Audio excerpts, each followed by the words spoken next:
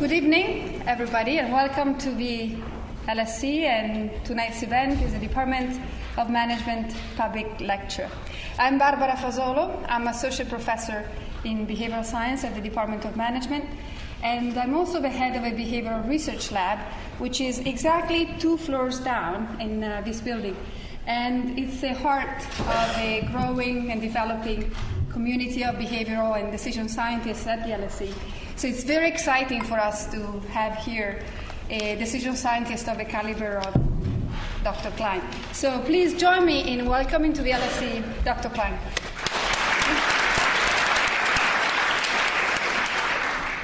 So this is Gary's first time at the LSE. But actually, LSE is featured a lot in his book. Page 17, chapter 2, he talks a lot about not just LSE, but one of the founders of the LSE, Graham Wallace. He was a psychologist, like Gary and actually myself, and he was the first to develop and propose a psychological account of how insights work. So this is a place to be, to hear this talk. And I think one of the main lessons of tonight will be to see to what extent can we still believe in that model, or perhaps we want to expand it in light of all the research that Gary has done. As I said, he's a psychologist by training, but he's worked in a very diverse mix of settings, from academia to the U.S. Air Force, to even the White House, where he was part of a team that was scoped with a redesign of the Situation Room. And I cannot really imagine any other place on Earth that has the largest concentration of time-critical, stressful, under pressure kind of decision-making. And that already reveals one of the approaches that Gary has introduced and given to the science of decision-making and research in decision-making, which is called naturalistic decision-making. He doesn't shy away from the lab. He just goes and studies decisions that are made under stress, difficult situations, vague objectives, high stakes, life or death. And that's really something that I always find very inspiring, and it's really very brave. There's also something else which is special about this approach. But his aim is not just to reveal the difficulty we have, the challenges we have when we are in tough situations and challenging and stressed, but his research shows how incredibly capable we are and how good we are, experienced decision makers are in toughening those decisions. And that might be by itself an insight for maybe those of us who just know about one aspect of decision science, which might have been known or renowned with Kahneman and thinking fast and slow and the heuristics and biases approach. This is a very positive approach. And that also is a connection with the work we do here at the LSE and in our team. Connection, by the way, is a key word in the book. It's one of the pathways to get insights, so I'll just prime you there. As we too, we're really quite keen in finding out the conditions and when is it that our decision capability can be improved, how our happiness can be improved, well-being. And that's really a leitmotif across many of us here. Here we have Larry Phillips, who's a colleague in the Department of Management, who really believes in and has been practicing in action how to improve decision capability in teams, in organizations, and as well as individuals. So that's really exciting. Even more to have you here. That's the right place for you to be here. Really, at this point, I'd like to turn the mic to Gary. Let me just remind you of a timetable. Gary will take roughly about 45 minutes to go through the talk. Then we'll have Q&A till 8. At that point, you'll be on stage to sign, this is my phone ring, to sign books which are for sale outside. The event is being recorded, which means that please let's put our phones on silent. If you, this would probably be made available as a podcast if all goes well and there's no technological failure. And if you are a heavy-duty Twitter, by all means do. That's the hashtag is #LSC Insights. With that, I'd like to leave a microphone to Dr. Klein, who's going to be talking to us about seeing what others don't, the remarkable ways we gain insights. Thank you for joining us. So I'm going to talk about the research that I've been doing for the last several years on the nature of insight, where that research came from, and describe some aspects of it. But first I want to build on some of the comments that Barbara made about the tradition that I represent. It's a tradition of naturalistic decision-making. And naturalistic decision-making is the idea that we can study how people make decisions, but not just make decisions, how people can make sense of events, how they can plan in natural settings rather than laboratory settings. These are messy settings, so the studies aren't nicely controlled, and we don't have everything worked out and stimuli carefully calibrated because we can't. These are the settings that people work. We study firefighters, we study nurses, populations like that. And as Barbara pointed out, we're looking at time pressure. We're looking at factors you can't include in a laboratory, like high stakes. It's hard to have multiple players. It's very difficult to arrange that in a laboratory, yet most people work in environments where there are multiple players, organizational constraints. You have vague goals, which are difficult to do research with because you want to know what's the right answer, but in the real world, we don't know that there's a right answer. We may never know that what a right answer is, and yet we have to function under that kind of uncertainty. And there's the factor of experience. In laboratories, they try to control experience carefully because experience adds error variance. And so if you have people with more and less experience on a task, it creates variability, which makes it harder to get significant results. Yet, in real-world situations, we don't give authority to people who don't have experience. And so part of one of the things that interests us is how does experience come into play? If you're interested in naturalistic decision-making, is Julie Gore here by any chance? Julie Gore said she might come. She is one of the editors, and there are maybe some others involved, of a volume on Journal of Occupational and Organizational Psychology. It's a special issue on applications of naturalistic decision-making, and it's just coming out. So if you're interested in NDM, you might try to look that up. And if you're interested in naturalistic decision-making, sorry about this, Barbara, there's the next conference. We have conferences in it every 2 years. The last one was in Marseille in 2013. The next one is going to be in June in Washington, D.C. So if any of you find yourselves in Washington and wants to know more about the NDM community, this is your opportunity. So this is my tradition. And one of the topics I study is decision-making. How do people actually make decisions? I study sense-making. And in 2009, I started to study the nature of insight, and here's how that happened. Up to that point, I had not been paying much attention to insight, but in talks that I gave, I would include a slide, and this was a slide. And the slide was a very simple one, and I would say, this is very few words, very easy to remember. What is there? 4 words, not hard to remember. And there's 2 arrows, and the slide says, is if you want to improve your performance, there's something you have to reduce. That's the down arrow. Errors. You want to cut down on errors. Okay? To come up with better performance, you want fewer errors. No arguments about that. But that's not enough. There's something else you want to increase, and that's the up arrow. And what do you want to increase? You want to increase insights. You want to make discoveries. And you need to do both, and it's a balancing act between the two.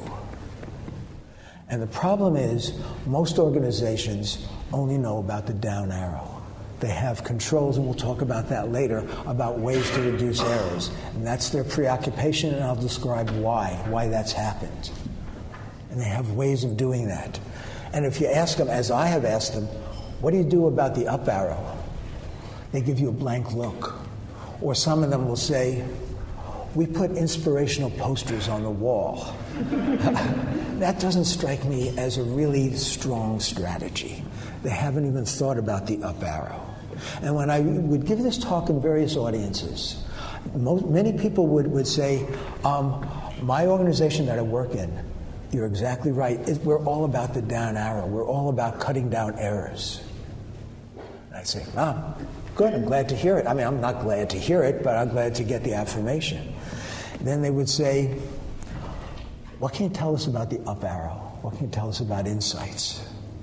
And I had a simple answer. And the answer was nothing. I didn't know anything about insights. And that often made people laugh because they thought that was amusing. And I was happy to make people laugh because that's, it sort of is exciting. But they were sort of laughing at me, and so it wasn't cruel laughter. But I sort of felt like an idiot because I should know something about the up arrow. And one day this happened to me after I gave a presentation in Singapore. So I had a long time to fly from Singapore to the United States. I had a 17-hour flight. And mulling it over for 17 hours, I said, I should do something about the up arrow. I should investigate what's the nature of insight. I don't know anything about it, so I'm just going to see what I can discover about insights. And as it happened, I had been collecting a stack of insights because I'd been cutting out articles from newspapers and magazines. There were books that would have little things that interested me, and I'd maybe copy those and put that in the stack, which turned out, I hadn't realized it at the time, they just looked like stories that intrigued me. They were stories of insight. But I wasn't thinking about them that way at the time. They were just stories that I enjoyed because they were stories of people succeeding, making discoveries. And who can resist that? So this stack was growing. When I got back to the United States, I said, where's that stack?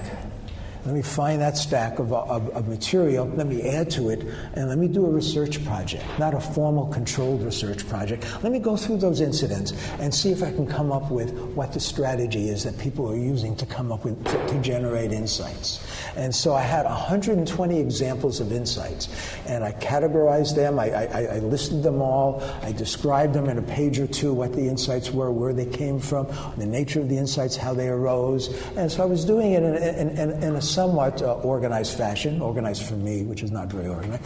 And so I was sort of working that out, trying to come up with a strategy for what people were coming up with.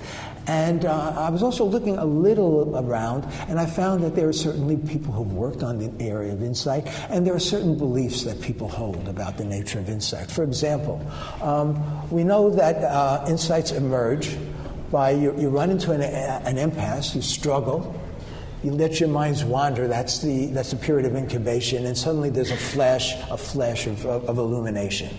And we've known this for a while. This is the insight of Graham Wallace, and so he's got a model about this. We know that the problem with insights is when we have a flawed belief or a flawed assumption. And to correct that, a way of correcting that is to use critical thinking, to try to look over our assumptions and see which one is the flawed one. And organizations, we know, are very interested in insights and do what they can to promote it. So these are some of the beliefs that I encountered. And then I did my research. And I encountered some of these as I was doing research. And as a result of my research, I don't believe any of these. I've given up all of these beliefs. Some of them are just part of the truth, and some of them are simply misguided and sort of wrong. And so I'm going to try to explain what's wrong with these beliefs. And one of them I'm going to mention as we go along, but one of them is about, I'll hit all of them as we go along. So you'll see for yourself whether you still hold these, or maybe you never held them, which would be wonderful if you were looking at them saying, what's wrong with it? None of these make sense. But we'll see what's wrong with them. All right, so the first mystery I investigated, where do insights come from? That's what I wanted to understand.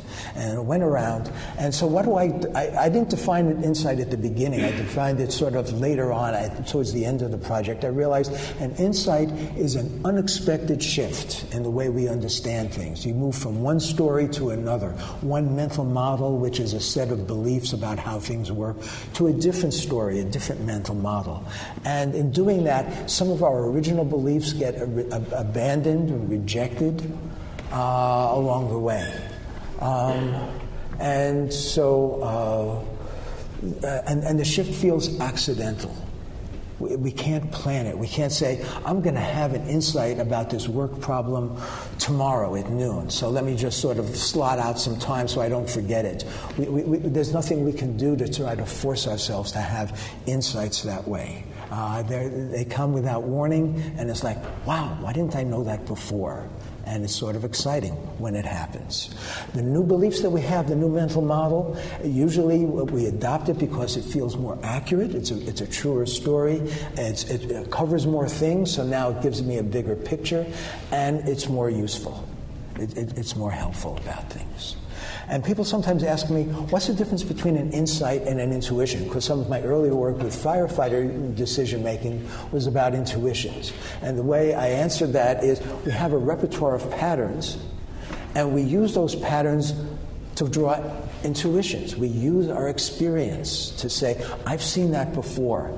I've run into that in the past. And so we have these patterns, and we make a connection, and we say, now I know what to do.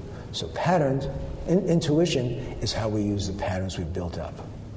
Insight is how we develop new patterns. So insight is at the other end of the diagram. It's how we start. It's where new ideas come from. Okay? So now we go to Graham Wallace. The 4 stages of insight. 1926, Graham Wallace published his book, marvelous book, wonderful exploration, and he came up with these 4 stages: preparation, incubation, illumination, and then validation. And you will still see this cited today. This is one of the common beliefs, that this is the way insights are formed, and it's not wrong, but it's only a part of the story. This is one of the ways. When I coded my 120 examples, this was one of the pathways that I found, but only one. And this did not come up as much as some of the others. All right? So that's what's wrong with that first belief, that this is the way insights arise. It's only a part of the story. The most prevalent pathway that I found, and I really worked hard to come up with one explanation, and I couldn't. So I decided there are several different pathways, not just one. So I like the idea that there's at least 3 different pathways, because that gives a nice kind of requisite variability. But I may be fooling myself simply because I failed to come up with one, then I'm sort of weaseling out. So I don't know if I'm weaseling out or just bowing to the inevitable. You can decide for yourself. So let's give you an example of the Graham Wallace type of insight, of the hitting an impasse. How many of you have seen the 9-dot problem? A bunch of you. Okay. The 9-dot problem is 9 dots, 3 rows of 3. Your job is to connect all those dots with only 4 lines. You put your pen down and you try to connect the dots with 4 lines. And if we had more time, I would let you struggle with it. And some of you might get it, and some of you would fail, because this is a hard problem. How will you connect these dots with only 4 lines? And when we give this in laboratory situations, I'll tell you what the solution is. The solution is, that's the first line. That's the second line. Oh, all the way out there. That's the third line. And that's the fourth line. All right. So that's the solution. Now, how do you solve the 9-dot problem? What's stopping us from solving the 9-dot problem? We're making 2 assumptions. And they're flawed assumptions. The first assumption is we have to stay within the bounds. We've been taught that since kindergarten. Don't color outside the lines. So we're trying to stay within the bounds, and that's stopping us. The second assumption is that you can only change directions at a dot. Neither of these are part of the description, right? I never made those claims. Yet we trap ourselves with flawed assumptions. So now we go to one of the other beliefs that I'm attacking about critical thinking, that the way to improve performance is to list all your assumptions and examine all of them.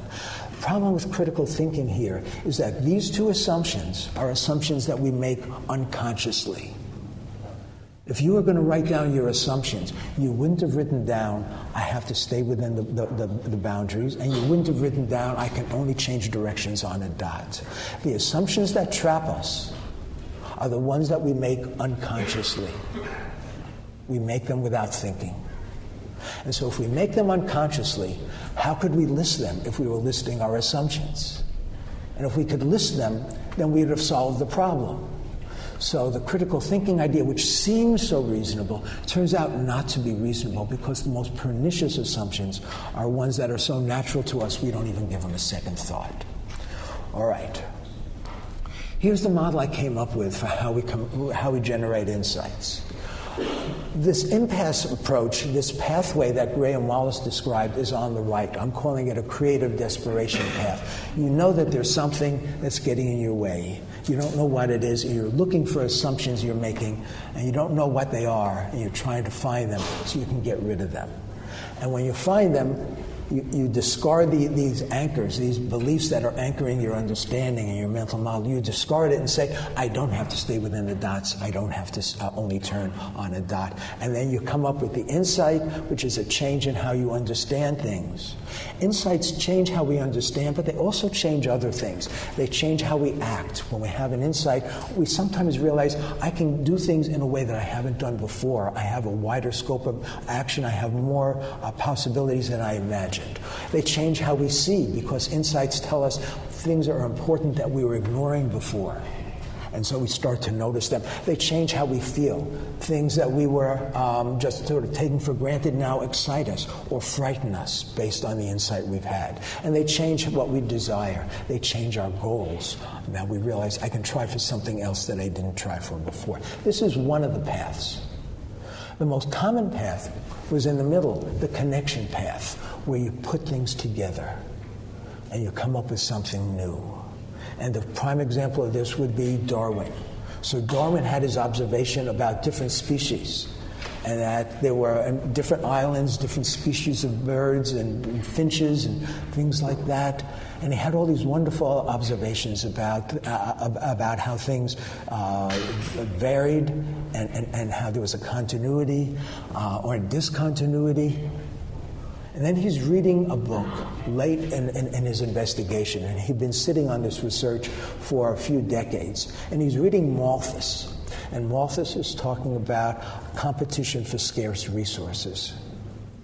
And it hits Darwin.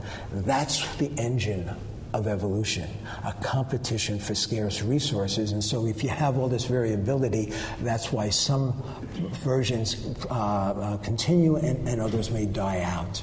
And so now he had a theory of evolution. He later added sexual selection. He wasn't the first one to read Malthus. He read the 6th edition. But he read it with his background with the Beagle Voyages, and he made the connection. And he saw something new that people hadn't appreciated before. That's the most common form of insight I found, is people making connections, and making them often accidentally, without planning to, without deliberately trying to do it, seeing the implications. And so what happens there is you spot an implication, now you're adding a new belief, a new idea. And it's like, this is now helping to anchor your mental model, and you're adding it to the mix to change how you understand. This is the most common form of insight, at least in the sample, and I did not have a controlled sample. I don't know how you would have a controlled sample. This was an accidental sample, which consisted of stories I enjoyed reading. Okay, not very scientific, but still a lot of fun to read, and I recommend you take up. You might do the same. There's a third approach, a third pathway. I'll give you an example. 2 policemen. I heard this from an interview we did on police decision-making. Sitting in a car, stuck in traffic. The guy who told me the story, the officer was driving. His young partner was just sitting in the passenger seat and looked up. There was a new BMW in front of him. The young officer looks ahead, sees the BMW, sees the driver take a drag on a cigarette and flick the ashes.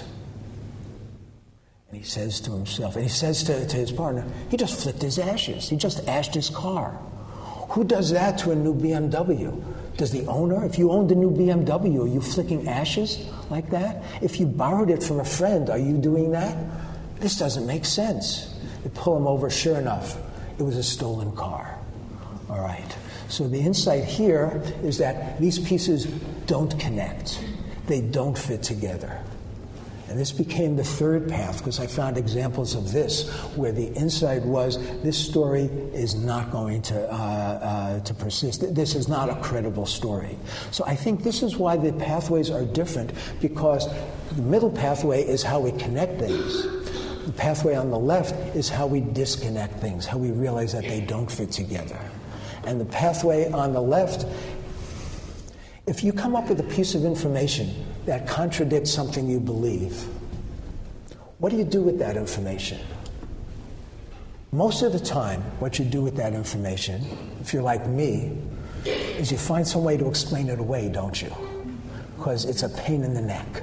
It's creating a problem for you, so you want to discard it. You want to hold on to your belief. And most of the time, that makes sense. But if you do that, you don't come up with an insight. You hold on to the beliefs you started with. The only time you come up with an insight is when you look at this anomaly, this unexpected piece of data, and you say, that's weird. Let me think about it. If this is true, what does it imply about everything else? And now you set the conditions for forming an insight, for realizing that you can have a new mental model for thinking about things. And so what you're doing here is you're taking this anomaly seriously, taking this weak observation seriously, and trying to build a new mental model around it. The pathway on the right is one where you're looking for something you can discard. Instead of building a mental model around it, you're saying, what belief that I hold can I get rid of? So that's why these feel like three different paths. Let me give you a story, an example of an insight. This is one of the most successful devices ever marketed in the United States. It's the Xerox 914 copier. Do you know why they called it the 914 copier? It's because the original size of the pages that they copied was 9 inch by 14 inches. There's nothing, they didn't go through 914 different variations. And the person who came up with this, who headed the team, headed the company, is a man named Joe Wilson. And Joe invented and inherited a company from his father, and they made special kinds of paper. They were located near Rochester, New York. A big client was Eastman Kodak, and they made this paper. They had a successful business. After World War II, Wilson inherits this from his father. He knows all the people who are working there. He feels loyal to them. He looks at what's going to happen with the margins and the cost of labor and everything. And he says, we're not going to be able to compete in the world market. This company is going to fail. I need a new product. What's it going to be? He doesn't know. He goes around, he looks around to see if he can find some idea for a new product. He hears about this technique called dry xerography, and he's intrigued by it, so he obtains the rights to it. But it hasn't turned into a real technology yet. But he has the rights, and he has this business plan, his goal. They don't know about building machines. That's not what his company did. He said, but we have the rights, we'll perfect it, we'll design the machine, and then we'll license it to IBM or AB Dick or one of the other big companies, and that's how we'll be able to persist. So he's delighted. He makes this business plan, they perfect the technique, he's got everything, he shows it off. No one is interested. No one, they say there's no market for it. They had market researchers do an investigation, and they said you'll only sell a couple of thousand at most. Of course, who needs it? We have techniques for making cheap copies. Most of you have never seen this, you've probably never heard of it. There's an old technique called a mimeograph machine.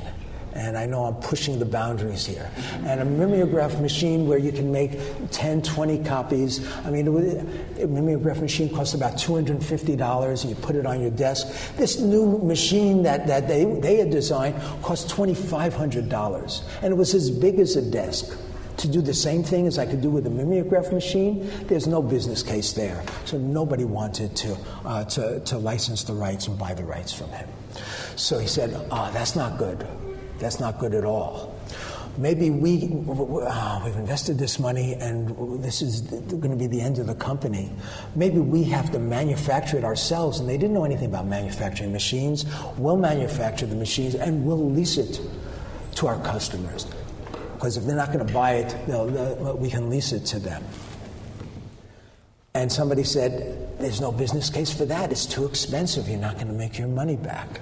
So they had a few prototypes out. They said, let's call the prototypes back. And they sent the business representatives, the marketing representatives out. And they said, those offices where we put those prototypes, tell them we're bringing it back. And we're going to circle the wagons and see what we do next. So the marketing reps come in and said, you're lucky I made it here. And they said, what do you mean?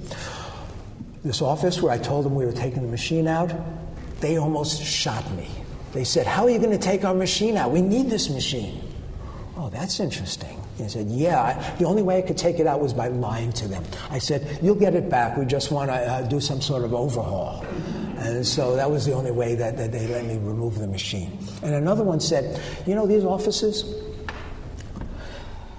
they don't know how many copies they're making. They're making lots and lots. They can copy anything. You don't have to put it on a mimeograph form. You can copy a magazine article, a photograph, anything you want. They're making lots of copies and they don't know how many they're making. And all of a sudden the idea hit them for a third business model. We're not going to sell the machine, and we're not going to lease it for so much money that nobody will want to try. We're not going to make money from the machines. We're going to make money from the copies.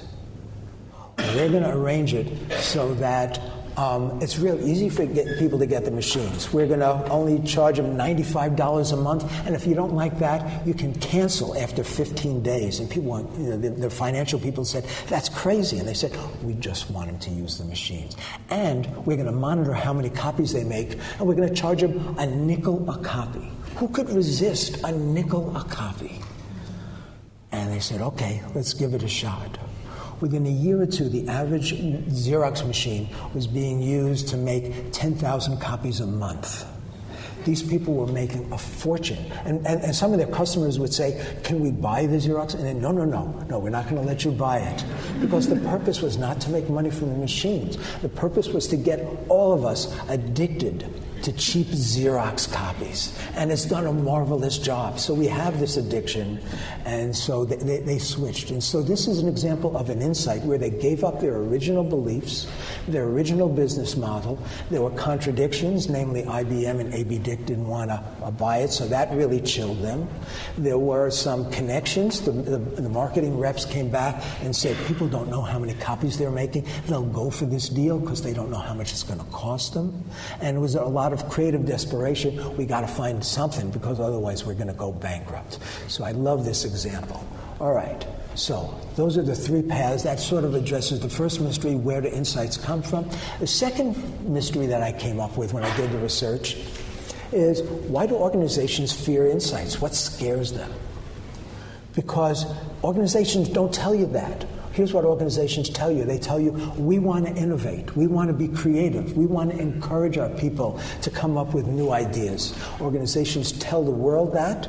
You'll see all their advertisements. We're the company that promotes innovation. They tell their workers that. They believe it themselves. They're not lying. They're just deluding themselves. They're not acting that way. So why not? What's getting in the way? Back to this diagram. Organizations are into the down arrow. To make an organization work, you've got to reduce errors. You've got to cut down on errors, and also you have to cut down on uncertainty. And that's the way managers work, to be able to do their job in a smooth fashion without perturbations. If you make an error, what happens? People see it. They get mad at you. You get fired. If you miss an insight, nobody knows. So who cares? And you don't even know how to promote insights, so you don't even know what you would try to do. So we know ways of reducing mistakes. Give people procedures to follow. Monitor their performance. Set out clear standards. Critical thinking. Have them document their assumptions. All of those things. Those are techniques for reducing errors. They're not bad ideas. I mean, a great book is Atul Gawande's book, The Checklist Manifesto. Checklists used appropriately are powerful tools. I'm not saying ignore errors. I'm not saying that. I'm saying try to create a balance. So you've got these ways that we have for reducing mistakes. The problem is, if you go too far in reducing mistakes, you get in the way of insights. You track historical trends, so you look like you're doing a scientific job. You miss changes in those trends, sudden changes in conditions that make the trends obsolete.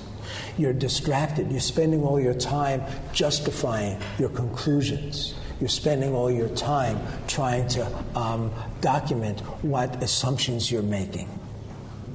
This is true in industry. It's true in many kinds of environments. It's true in universities. It's true in scientific environments. If I'm given an article to review, or if any researcher is given an article to review, how do we review the article? Here's what I do, and I try not to. I get the article, I sort of skim the abstract, and then I go to the method section to see, did they make any mistakes and any weaknesses in their methodology? And then I look at the results section. Did they analyze the data correctly using the appropriate statistical techniques, or is there another technique they should have used?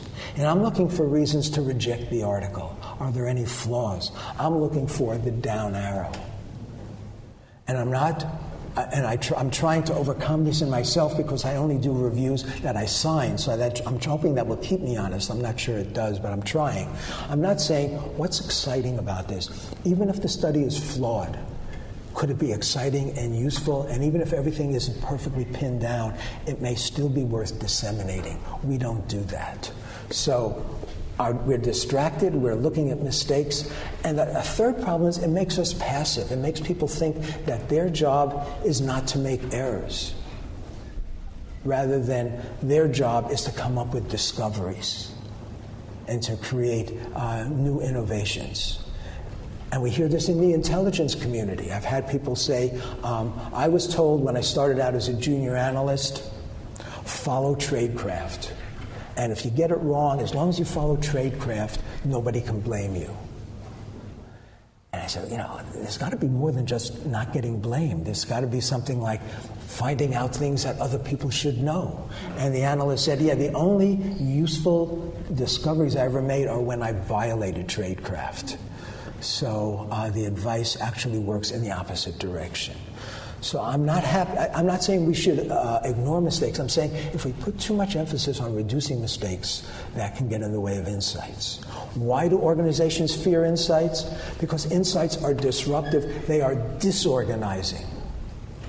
They change the smooth running of an organizational entity.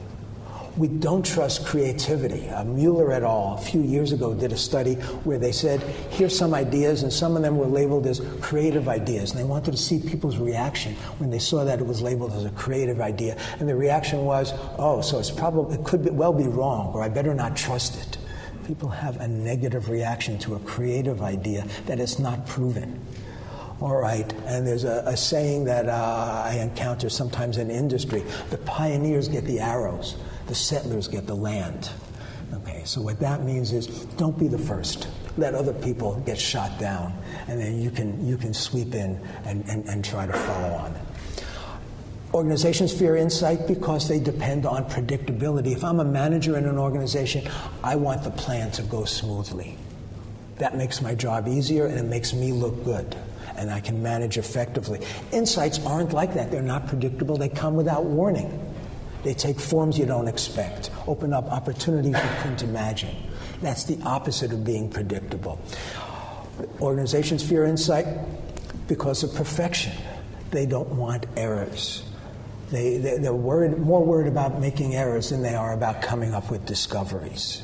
If you're going to make a statement about something, most people would prefer to have a statement that was accurate than a statement that had a high information value. What kind of statements could you make that would never be wrong? They tend to be really vacuous statements that nobody could ever contradict, not a high information value. Organizations fear insight because they create effort. They require you to change the way you're doing business, and that's more work for a manager who's already overburdened. And organizations fear insight because the managers fixate on goals. That's how they got promoted. I'm a manager, you've given me a task, you've told me what the goal is, I'm going to deliver it for you. I'm not going to come back in 2 months and question the goal and say, I think we're going in the wrong direction. If I go back to my superior and say, I think that your original idea was kind of dumb. I mean, you don't have to say it that way, but just you can say it in a kind way. I think I've learned something about what we should be doing. Well, wait a second. Some costs. We've spent all this time and energy going in this other direction. How can we just change direction? And so people who get promoted are the ones who persist, dig down, try to follow the original goal. And then as they move up, they start to encounter wicked problems, which are ill-defined goals, and they're not equipped to change the goals and revise it. Sengupta did this study, a simulation study, published in Harvard Business Review, gave managers an initial goal, created conditions where that goal became obsolete. Did they change their goals? No, they didn't. They persisted. They held on to the original goal. All right. Third mystery. How can we come up with more insights? What can we do? I want to lower expectations here. I don't have any great ideas. Okay? It's not like here's 5 steps and you can be guaranteed of coming up with world-shaking insights. I don't have that. We're not going to get there. I'm going to make a small effort, but it's pretty small.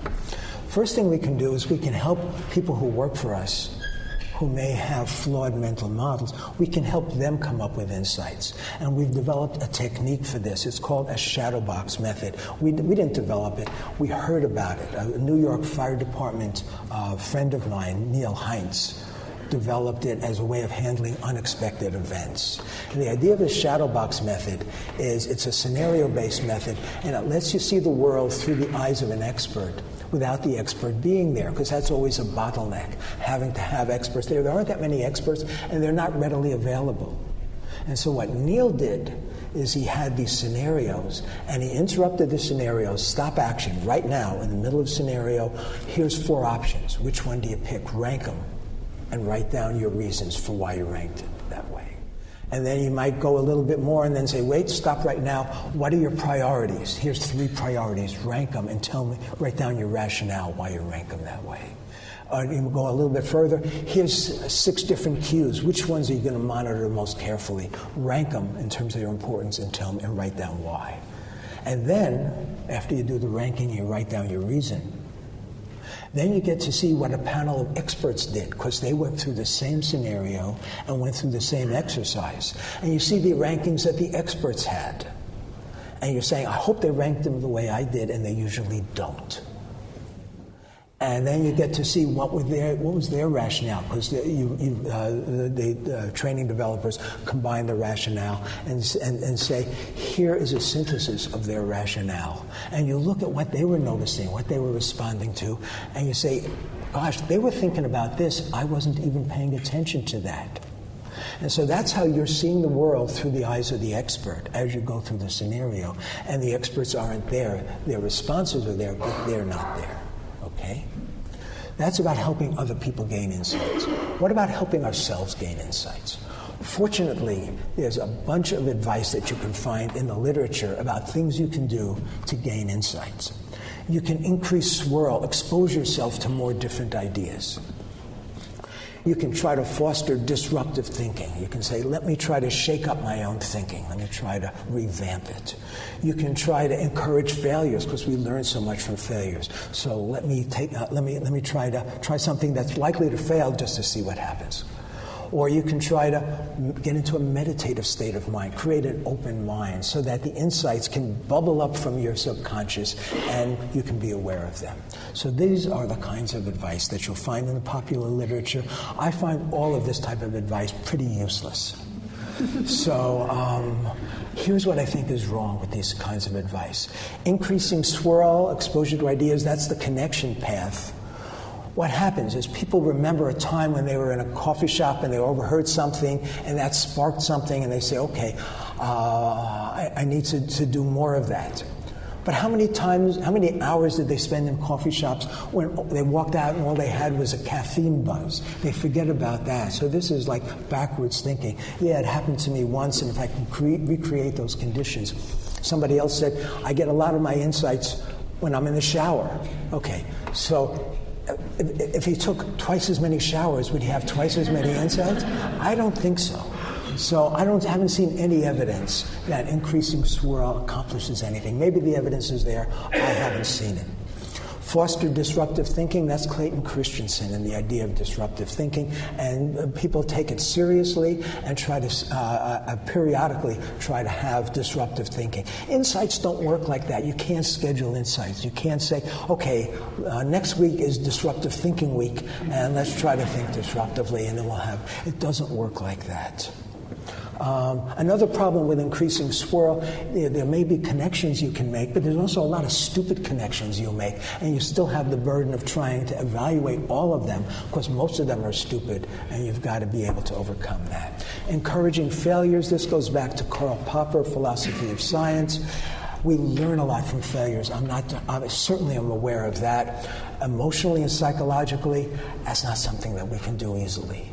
We can't, I don't like to fail. I remember vividly all of my failures. I'm not going to go out and say, today seems like a good day to fail. I think we're going to have fun. Scientists don't do it. Popper was saying we should try to falsify our theories. How many scientists try to falsify their theories? We don't see it.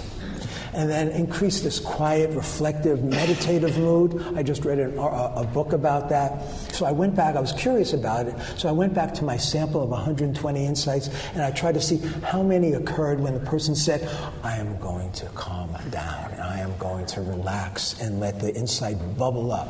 The answer was 0. Nobody ever did that. It didn't happen.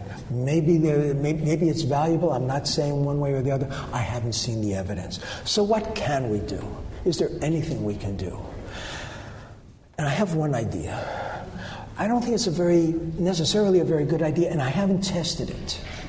And I've just started talking about it in the last couple of weeks.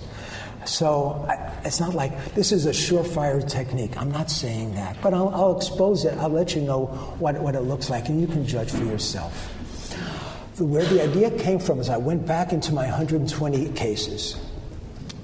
And I did it's not really a controlled study, but I said there were 30 cases where somebody had an insight, and there was another person, and I had to be able to identify a specific person who had access to the same information and did not have the insight. Okay, so it was like a twin. And then I said, what was the difference between the person who had the insight and the person who didn't? And I identified 4 factors that differentiated them. The first one was about flawed beliefs. And that was one of the original statements I made at the beginning, that the problem with coming up with insights is flawed beliefs. What's wrong with that is if you move from mental model 1 to 2, the beliefs you had in mental model 1 are always flawed, are always incomplete. So that's not the issue. The thing that stopped the people in the other sample is they fixated on the flawed beliefs. They couldn't get past them. Watson and Crick came up with their model of DNA. Do you know their original idea for the structure of DNA? They named their hypothesis. It was called the triple helix model. It wasn't a triple helix, okay? They were wrong, but they weren't trapped by it. Other people were, they were not. They escaped from that. Second is about experience. In 2/3 of my cases, the only way you could have the insight is if you had enough experience like Darwin did that allowed you to see the implications of Malthus's work. Third factor is that people who had the insight were in an active stance. They were sort of more alert. They were looking for things. They weren't specifically looking for anything, but they were just aware of things. And the people in the passive stance were just doing their job in a routine fashion, in a mindless fashion. And so they encountered the same data, didn't think twice about it. And the fourth factor was people who didn't have the insight tended to be gripped by concrete thinking. Here's what we've always done. Here's the procedure. Why make waves? Why make problems?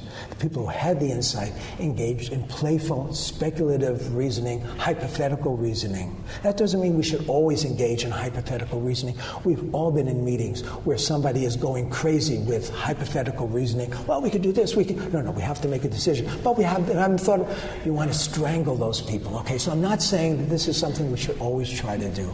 But there are some people who can almost never do it because that's a sign to them of an immature person. So looking at that, I said, what kind of a strategy could we craft that might help people generate more insights? And the idea I've come up with is the idea of trying to adopt an insight stance, which is an active mindset that's driven by curiosity. It's a stance so that if you see an anomaly, instead of automatically explaining it away, and most of them should be explained away, you give it some more thought. You sort of wonder. Maybe you discard it quickly, but maybe you give it an extra few seconds to imagine what it might mean. If you see a contradiction, you wonder what it could be about. If you see a connection, you sort of become curious about it, or you see a coincidence, become curious about it.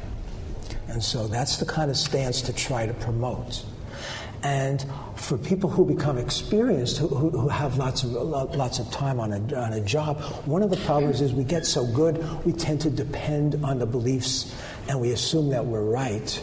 And there's a possibility of developing cognitive calcification because we can hold on to the beliefs because they've allowed us to be successful. These forces that I've described that drive insight may also counter cognitive calcification. The forces that help us become alert to contradictions, that help us notice connections, that help us explore possible weaknesses in our beliefs, those work against calcification, holding on to our original belief set. They allow us to break free from that belief set. I'm not saying we should go too far. We don't want uncontrolled factors here, but we should maybe go a bit far here. How might you do this? Here's 4 possibilities. 1, insights aren't only about theories of evolution or things like that. They happen to us all the time. We should notice them more. Perhaps we can track them and celebrate them more and make it more of a habit. When we make a mistake, it sort of gnaws at us for a while and sort of irritates us. Let's have the same reaction when we have an insight that sort of forces us out of our usual way of thinking and congratulate ourselves for being flexible. When we take on a new task, do we still have the same mental model, the same set of beliefs in 2 months as we did it as we started? If we do, that's probably a bad sign. So maybe we want to track how our thinking has changed and evolved, because as you become more expert, it should be evolving. We should be having insights about the way things actually work. If you're a manager, how do we have progress reviews?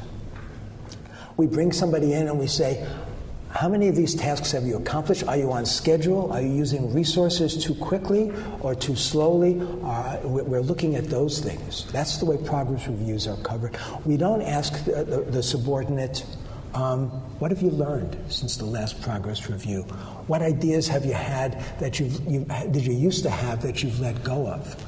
And we may want to ask those questions because we may want to tell subordinates that they should be looking to change their thinking. They should be alert to ways to improve their mental models rather than sticking with the original mental model when they started, because they were just starting. So how good could that mental model be? 4th way is we can use conflicts and confusions as openings for insights. Let me give you an example. I was doing a presentation to a group of high-level managers, and I was talking about the importance of explaining intent. It's hard to tell people, here's what I want, and have them reliably carry it out. So one guy said, I know just what you mean. I recently had that problem. I gave somebody, one of my subordinates, a direct order. I said, here's what I want. And my deputy was there. I gave him the order. Off he went. A few days later, I check on it. He totally messed up. He totally went in the wrong direction. And so, people just don't get it. They don't listen. And I said, he didn't do what you wanted. And the guy said, no, he didn't. Now, I should have stopped myself. I don't know why I persisted, but I couldn't. And I asked him, okay, did you ask him what he thought you wanted? And the person said, no, why would I do that? Well, of course you would want to do that if you want to see how are people understanding your directives. Maybe his mental model was flawed, and then you can help him correct it. Or maybe the way you gave the direction was more confusing than you realized, and this is a chance for you to learn about your own style. Confusion is an opportunity to learn rather than an inconvenience. And so instead of dismissing these confusions, maybe we can harvest them. And so the notion here is we can adapt. Insights are basic to adapting, not just to adapt our plans and our behaviors, but adapt our thinking. When I look at the work on behavioral economics and heuristics and biases and approaches like that, it's all about reducing errors. It's like, what do you have to do to cut down erroneous thinking? This is basically playing not to lose. I think we can do better than that. By trying to promote insights and discoveries, I think we can play to win. And I hope I've done a little bit to try to convince you of that. Thank you for your attention.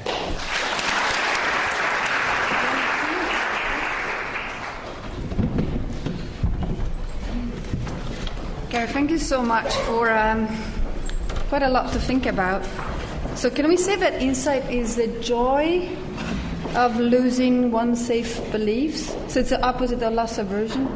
So the joy from letting all the past models go, which is kind of counterintuitive because I want to hang on to them. Right. So there is sometimes joy. When we have insights, there's something, I don't know about you, but I experience something like an insight rush. Like, look at that. I didn't know that before. This is really exciting. So there is a joy to it. But that happens after I have the new idea. Until I have the new idea, I'm not in a joyful place. Right. I'm in a very unsettled and uncomfortable place. I'll have to mull it over, not over Singapore, long trip back. But now let's open the floor to for questions. Let's allow the people who need to leave, long day. And what we're going to be doing, we're here till 8. If you want to ask a question to Gary, please signal, raise your hand, and we will have the assistants come with a roving mic. It would help us to know your name and your affiliation. Help Gary. And there's also a roving mic upstairs in the balcony. Exactly. So over there, we will alternate between top and bottom, not just here. We want to have as many questions as possible, so please keep your questions direct and short. And Gary would like one question at a time. Yes. So let's start. Over there.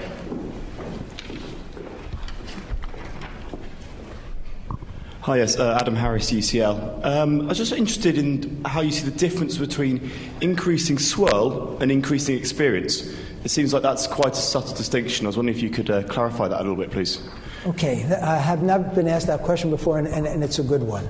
So the idea of swirl is to just expose yourself to lots of different perspectives and different ideas without necessarily diving into any of them to see what sticks. So there might be something that all of a sudden, I'll give you an example, a positive example where swirl worked. And this is also from the book. A physiologist from Columbia, Martin Scholfi, is studying a physiological response in worms, and they're translucent worms, but that's not relevant to his research. So he makes his manipulation, then he chops up the worms, and then they do the assays and they see what they find. And he's successful. Things are going well for him. And he attends a lunchtime seminar. Not because he was interested in the topic, but you're supposed to when you're a professor. So he attends this lunchtime seminar, and the speaker in the middle of the seminar mentions that there are jellyfish that have this bioluminescent property. And if you shine light on them, they illuminate with a green light that shines back. And there's a Japanese researcher who has sequenced the DNA of this green fluorescent protein. So everybody else at the lunch is nodding. And Scholfi hears this and says, if I shine light on these jellyfish, they will shine a green light back, and I know the DNA. And I'm studying translucent worms. If I can take that DNA and get them into my worms, I can study how their physiological responses are progressing without killing them. And it changed his whole research paradigm. He eventually won a Nobel Prize, okay? That's an example of, in part, swirl, because Chalfie didn't go looking for this piece of evidence. He put himself in a position to hear a different idea. But it's also an example of experience, because everybody else in that lunchroom heard the same idea. None of the others won a Nobel Prize. Otherwise, that would have been a very famous lunchroom, and they would put a plaque on the wall and put what the date was. So that was a combination of swirl to hear the new idea, plus the experience to see what the implications were, to have other ideas to connect it to.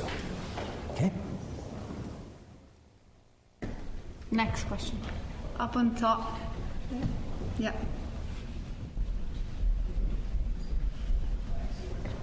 Hi, I'm Nick Hare. I'm a consultant. A question I've got really is, I'm thinking from the perspective of boring monolithic organisations. Is the cost of trying to foster insights, greater than the benefits that they bring? I mean, you've shown, really interesting, stories about where they come from, but are they actually worth it? For most organisations, can they live without them? Say that question again. Can organisations, by and large, on average, live without insights? Why should they bother trying to have them? All right. The benefits outweigh the costs of fostering insight. So I'm thinking back to a slide that I cut out, and I'm now regretting cutting it out. So for almost all organizations, one of the critical processes is to adapt. Staying rigid in a world that adapts is probably not a good idea. There may be a few pockets where it's possible, but for the most part, the companies that haven't adapted haven't continued. What drives adaptation? You have to see anomalies in the way you're doing things. That's insights. You encounter problems, you want to diagnose why is it a problem? That's an insight. You see possibilities and opportunities, that's an insight. So what the slide that I did not show you said was insights are basic to adaptations. Now, we can have slow adaptations like evolution, which can take centuries and millennia. Most organizations don't have that much time. So what organizations need is rapid adaptation, and I believe those depend on insights. So I think that's why insights are so important to organizations. Over there. Excuse me. And then there.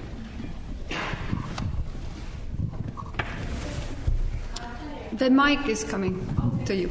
Hiya. I just recently Can you please tell us your name? I'm Li Jing Shi from LSE.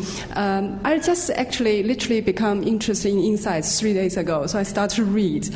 And then what would you say about your theory of insights in relation to other researchers who seem to associate insights with problem solving? Is it just researching the same idea, same concept from different aspects?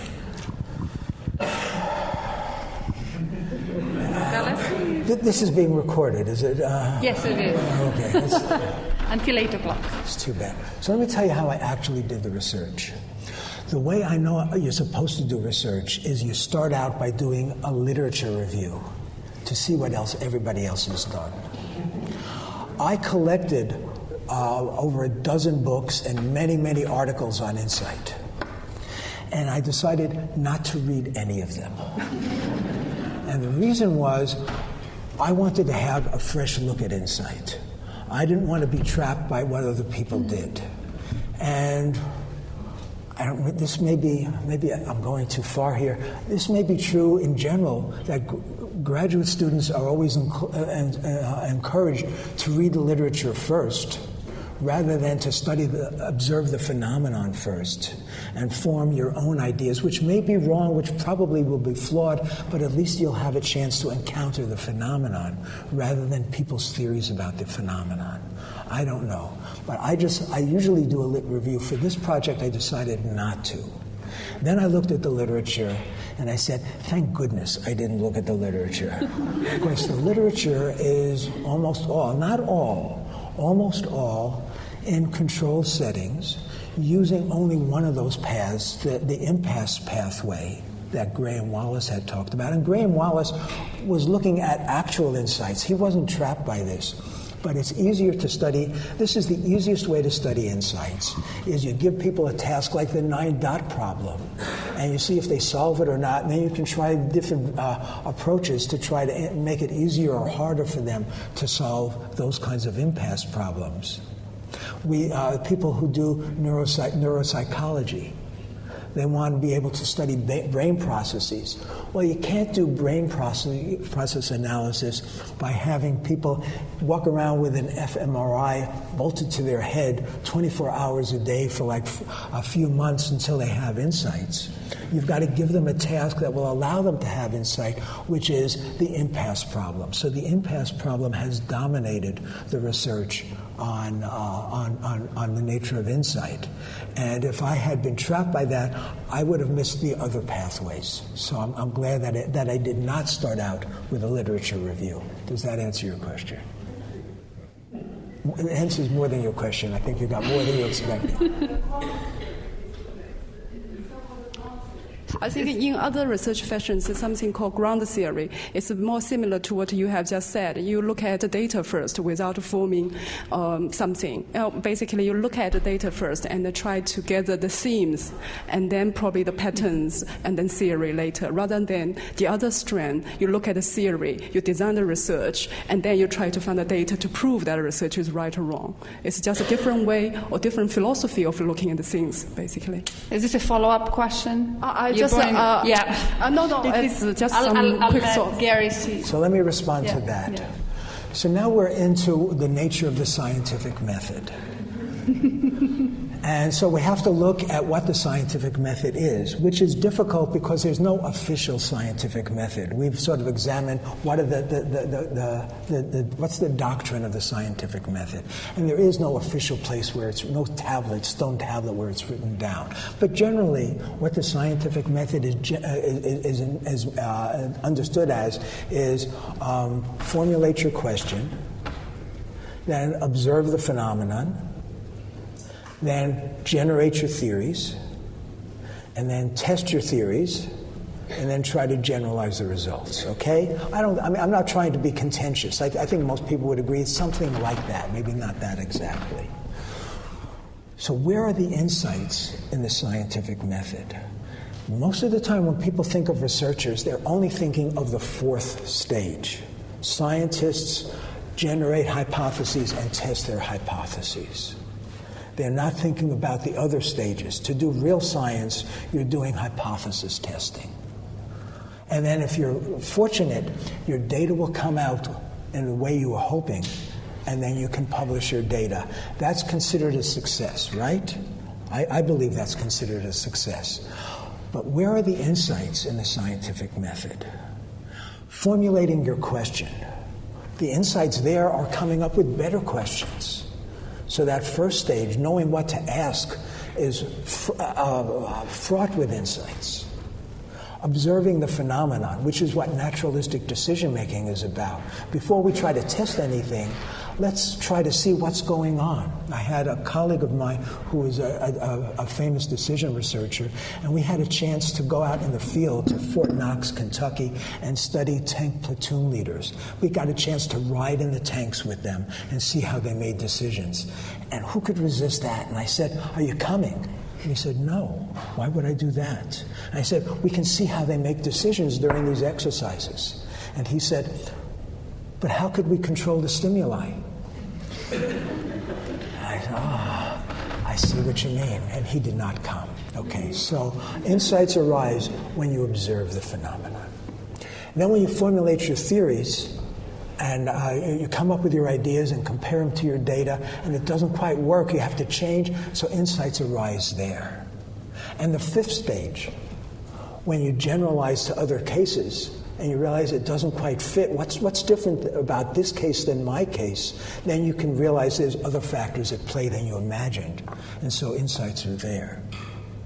But what happens in the fourth stage, where you generate a hypothesis, test it, and the results come back the way you wanted?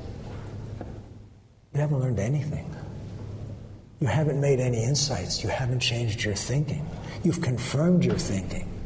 So the only place in the scientific method where insights don't arise is in the case that we think is prototypical science, testing hypotheses and gathering data, and we hope will support our hypothesis. In that fourth stage, the only time we have come up with insights is when the results come back and they don't fit our hypothesis. And when that happens, what do we say? Do we say, lucky me? I have never said that, okay? Maybe there are other scientists in the room who do get excited when the results come back and they're crummy results. I have never been exhilarated by that. I become depressed. And I know from my experience it's going to take me 2 or 3 days to work out the depression. I'm walking around, why has life treated me so poorly? What has gone wrong? Maybe we analyzed the data wrong, maybe there's something there. And after a few days, it starts to dawn on me, of course the original hypothesis didn't work. It was kind of shallow. And there's a better way to think about it. And then I can start to recover my emotional equanimity. So until that point, and I know it's going to take me a few days for the depression to lift, but their insights are possible when the results don't come back the way you expected and you're forced to revise your thinking. Okay? Thank you. I started to feel pretty good about data that didn't turn out this term. So now we had a question there. Thank you. What about upstairs? Oh, and then upstairs. But I had promised her the question before. I would break my word otherwise. Okay, thank you. My name's Jane Cooper. I've been a practical decision maker and I'm now a student of organisational social psychology. So thank you very much. And a particular thank you for the title, because that actually was one of the management reproaches that drove me towards the course I'm now studying. I was accused of seeing things that others don't. So thank you. However, my question was, I noticed that you're not mentioning diversity. Do you see any connections? Or alternatively, do you not see any connections? I haven't. It's not part of the research that I did, but I would imagine that diversity of ideas and backgrounds and perspectives could be extremely important. I would think so, but I'm not 100% sure. Here's the problem organizationally that I've seen, I've experienced, and I've read about, is there's a coordination cost when you introduce diversity, that people have trouble collaborating, and there's often common ground breakdowns where we use terms and we use ideas and think we mean the same thing by them, but we don't. So I think the research suggests that diversity does promote innovative thinking. But for managers, there's a heavy coordination cost and a heavy burden. And so those are the things that usually get traded off. But if you're determined to come up with innovations and insights, yes, a set of I don't know what dimensions you would choose for diversity, and you could pick those dimensions in different ways, but having these people with the same perspective, they'll have an easier discussion, but it's less likely, I agree with you, that less likely they'll come up with an insight. I agree.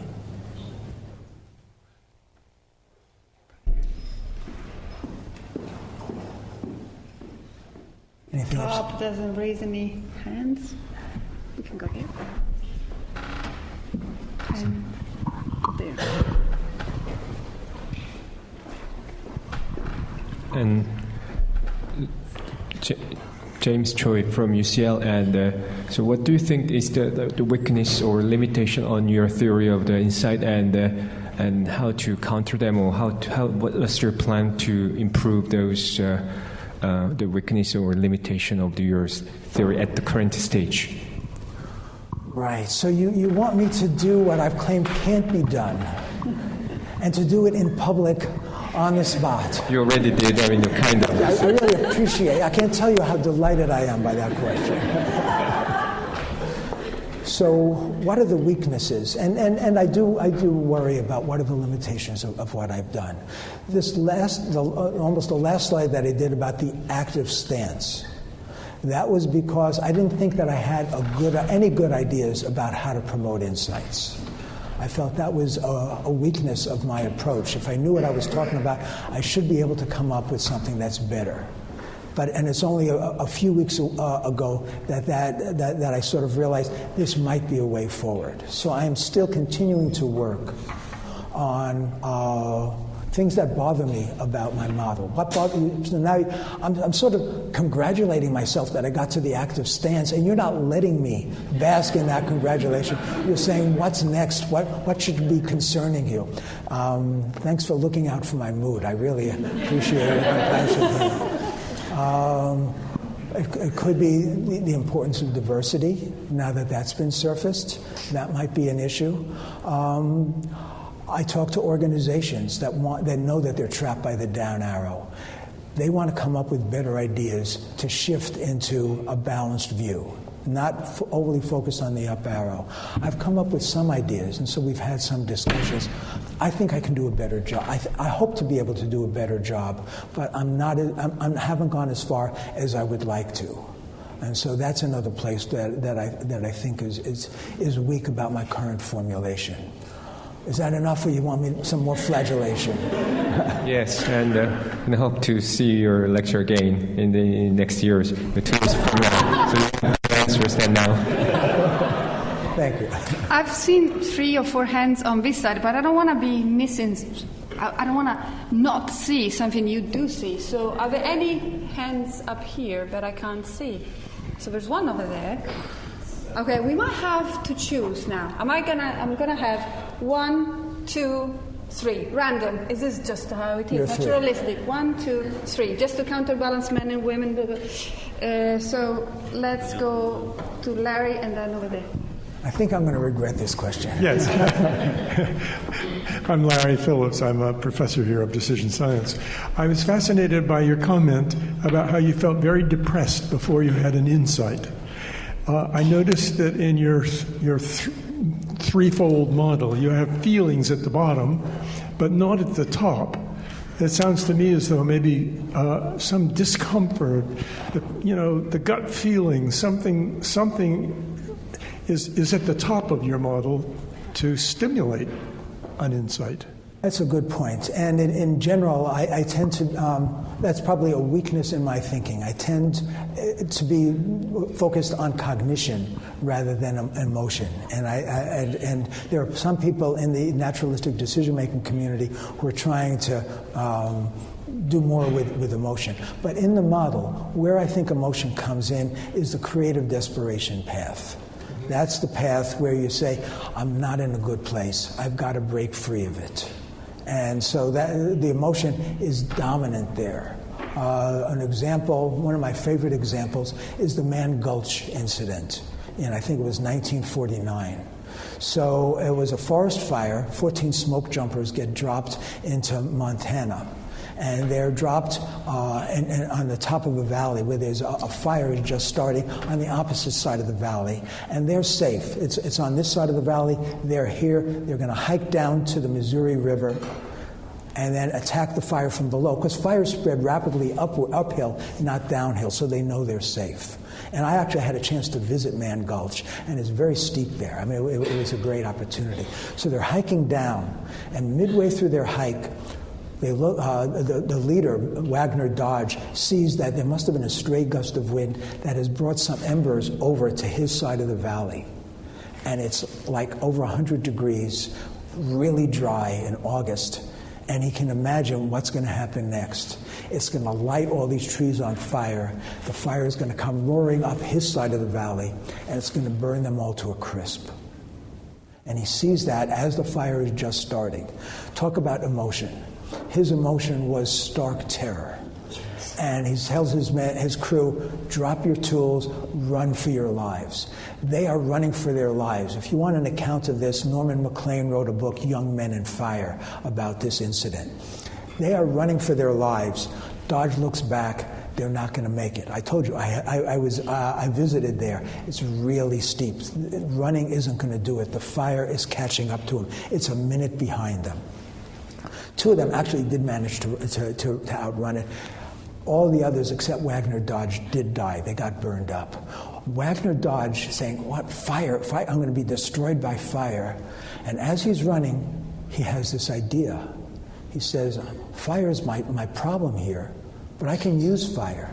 And he sets an escape fire in front of him to burn the vegetation uphill from where he's running.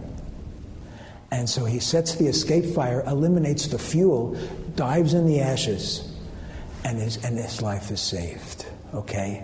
So, is that enough emotion? Are you satisfied? So there's a question over there. And when people question. talk about incubation, there was no incubation during the... This was on the spot. Sabine Stork, I run a small market research agency. Over the last 10 years or so, quite a few corporate market research departments have been rebranded Insight or Consumer Insight. Do you think it's a good thing, a bad thing, plain pretentious? What's your take on that? Yeah. Behavior insight. That's a personally relevant question because my older daughter, who's a cognitive psychologist, once worked for a company that was called Insight. So I have no branding rights to Insight. It bothers me a little to see the term tossed out so loosely. I think it devalues the term because everybody talks about insights. So it does bother me. But I can't say only use insights in these kinds of conditions where you've given up ideas. I wish people would stop, but it's an attractive term. It sounds like a good thing. We're stuck with it. Thank you for noticing that we're working against the tide there. Most companies that talk about insights don't mean what I'm talking about. They mean using big data, or they have various ideas about how to provide additional information or how to squeeze or how to get more value for their customers. But it's not about changing people's thinking. Great. We'll have a last question. So, Gary, you mentioned... Who are you, though? Hi, sorry. Mark Random, a consultant. You mentioned the 9-dot problem, and that's a nice, easy problem to define, to measure success in insightfulness in solving it. How should we approach measuring insightfulness in real-world problems? There's always a question that you sort of wish it ended a few minutes earlier. Well, you have 1 minute, so... How can you measure insight in real-world problems? Okay. I'm not sure that it's that hard. When Watson and Crick saw what happened when Watson was moving those pieces together, two-dimensional pieces, immediately it solved 8 different puzzles that they had, 8 different questions. And he said, I have a better model. And Crick said, this is too beautiful not to be true. So we're struck by the superiority of insight, of mental model 2, of the new set of ideas compared to the old ideas. So there needs to be a sharp differentiation. Here's what we used to believe, here's what our assumptions used to be, and here's what they are now. And so to call something an insight, there has to be that kind of sharp change. And I would say it has to come unexpectedly. That doesn't mean haphazardly. In about 80% of my sample, people were deliberately trying to come up with a better idea, but they didn't know what it would be, and they didn't know if they would have it and when it would arise. So I would start to use those criteria. For myself, how do I know that I've had an insight? I mean, I get excited by the new idea and how good it is.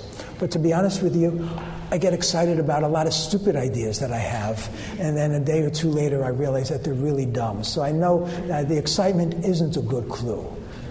If I don't get excited, probably not a great idea. Just because I'm excited, I may be fooling myself. But I can look at the things... I can look back and say, how did I ever believe that? I can look at the beliefs that I've abandoned and see what's wrong with them.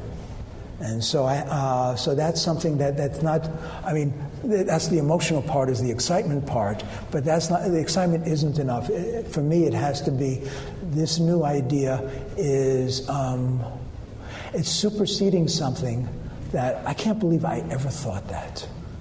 And when I appreciate that, and I say, okay, I've had an insight, and maybe a major one, it could be a really minor thing, like, why didn't I think of that before? That sort of reaction. Okay. So Gary, you said that coffee shops don't work out insights, but as an Italian, I think coffee is a great way to get insights. So as a small token of appreciation, here's a coffee mug with the LSE logo to remember this night and Graham Wallace. Thank you so much, and please join me in thanking Gary.